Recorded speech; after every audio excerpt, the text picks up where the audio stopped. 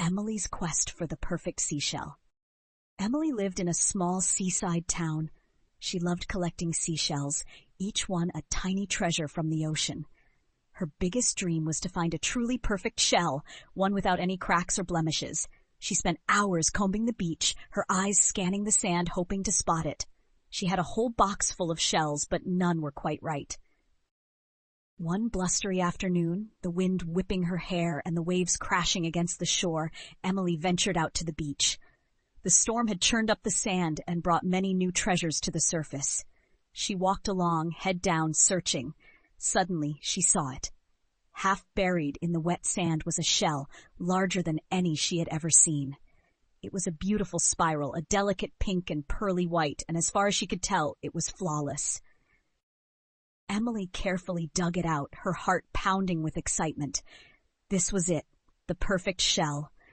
She held it up to the light, admiring its smooth surface and intricate patterns. She couldn't wait to add it to her collection. As she turned to head home, clutching her prize, she noticed a small crab scuttling sideways, its shell broken and jagged. The crab looked vulnerable and exposed. Emily hesitated. She looked at the perfect shell in her hand, then at the struggling crab. She thought about her collection, about how much she wanted that perfect shell.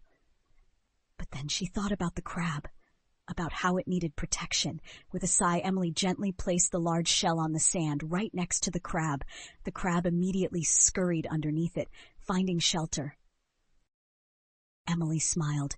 She knew she wouldn't find another shell quite like that one, but seeing the crab safe and protected made her feel good. She continued her walk home, her hands empty but her heart full.